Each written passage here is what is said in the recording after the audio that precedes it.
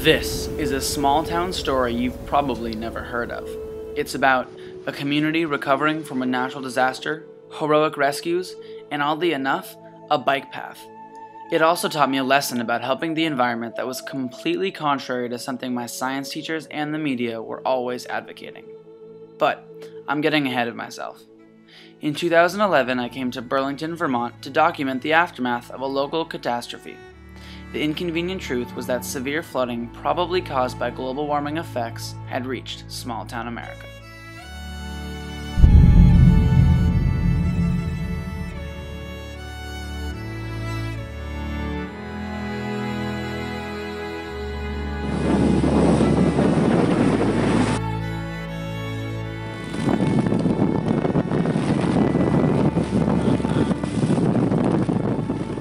This was kind of a perfect storm. You had a very heavy snow season.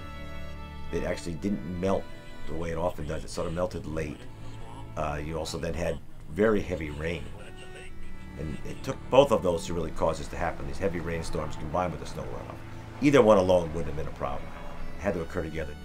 And unlike where a river floods, it floods for a few days and goes down. This persisted. It went on for, I'm not even sure what the total duration is. It's still at abnormally high levels now, even though it's down from that record flooding. Sure, you could have some rain, but the rain we got seemed to be a record type of rain.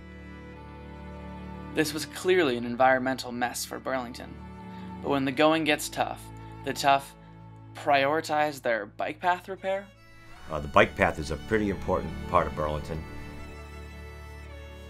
Witnessing this community prioritize their bike path repairs really surprised me. But I realized their bike path was a symbol of the heart and soul of Burlington, and the flagship of their local efforts to reduce their carbon footprint. The town needed to rally around smaller environmental restorations before tackling the bigger issues. My science teachers and the media tell me that I should think big when it comes to protecting our environment. I guess it's part of the whole Americans think big mentality.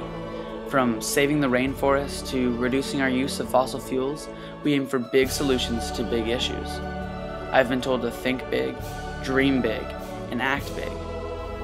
And yet, as I reflect on what I saw in Burlington, I'm inclined to think the opposite is true. I can't afford to fly to Brazil to save the rainforest, and I'm too young to buy a Prius. So maybe in the face of environmental chaos, I should start with small solutions to these big problems. Burlington showed me that a journey of 1,000 miles begins with a single step. In our collective battle with things like energy inefficiency, oil shortages, and plastic bags, I ask you to start today with something small that inspires you to protect our planet. We can make 1,000,000 small changes, one bike path at a time.